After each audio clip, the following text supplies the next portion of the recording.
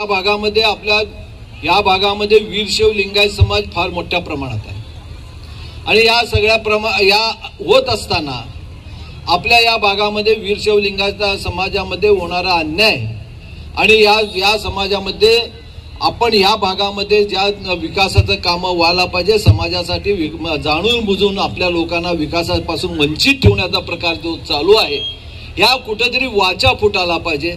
आणि आपल्या समाजाच्या आपल्या या आज शिवाचार्य महाराज इथं आलेले आहेत, आपले जगद्गुरु आपले महाराज श्री जगद्गुरु आदरणीय जगत परमपूज्य जगद्गुरु आपल्या सगळ्यांना आज आशीर्वाद वचन देण्यासाठी आलेले आहेत। आज येत असताना हा संदेश आम्ही सगळ्यांनी इथं उपस्थित आहोत आणि सगळ्या मुख्य करून ह्या कुठला पार्टी नाही आहे। आज इथं या स्टेजवर बसलेले आम्ही उपस्थित असलेले सगळे बांधव लोक वेगवेगळ्या पार्टीमध्ये काम करतो। ह्या स्टेजवरनं उतरले की दुसऱ्या स्टेजवर वेगवेगळ्या दिसतो, पण मी आज सांगू इच्छितो की ह्यांना सगळ्यांना एकत्र तुम्ही लोकांनी आणलं, ह्यासाठी आणलं की आपण कुठेतरी वीरशैव समाजाचा विचार करावा, वीरशैव समाजाला कुठेतरी न्याय घडवून द्यावं, ह्यासाठी आपण इथं सगळ्यांनी आपण इथं आणलेलं आहे।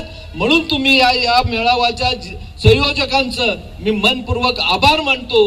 आज सोलापुरात कुठेतरी सुरुवात झाली की वीरशैव समाज एकत्र यायला पाहिजे, आपल्या हक्कासाठी भांडायला पाहिजे। आपण बघतोय की समाजाच्या इतर समाज आहेत ते आपल्या हक्कासाठी सातत्याने एकत्र येतात, रस्त्यावर येतात, भांडतात, आपल्या मागण्या मागतात आणि आपल्या मागण्या पादरी पडून देतात। आपण वीरशैव समाज कधी आपण सहसा जात नाही, रस्त्यावर जात नाही, आपल्यासाठी काय मागत नाही, आपण भलं आपलं काम भलं, आपलं देवधर्म भलं, एवढ्यातच आपण समाविष्ट राहतो। पण आपल्या येणाऱ्या पिढीसाठी, आपल्या येणाऱ्या पुढे येणाऱ्या मुलांसाठी आपण काहीतरी करायला पाहिजे, या समाजाची उन्नती व्हायला पाहिजे। या समाजासाठी आपल्याला काहीतरी समाजाचं उन्नती होऊन समाजाच्या लहान पोरांना आणि आपल्या ज्या मुलं शिक्षण घेतलेत त्यांच्यासाठी आपण काहीतरी करावं, अशी ही भावनातनं आपल्या हा वीरशैव समाजाचा मेळावा इथं उपस्थित आहे। मला असं वाटतंय की आज माझ्या डोक्यावर वीरशैव लिहिलेली एक टोपी आहे। मी सातत्यानं सांगत असतो मी वीरशैव समाजाचा आहे, माझ्या डोक्यावर वीरशैव समाजाने टोपी घातलेली आहे, याचा मला अभिमान वाटतोय आणि हे अभिमान सगळ्याला वाटायला पाहिजे। माझ्या मस्तकावर विभूतीचा पट्टा मारलेला आहे आणि हे प्रत्येकाच्या घरात आपल्या इथं असतोच, पण आपण ज्या अभिमानाने जोपर्यंत ताटपणाने उभं राहत नाही तोपर्यंत आपला समाज पुढे जाऊ शकत नाही।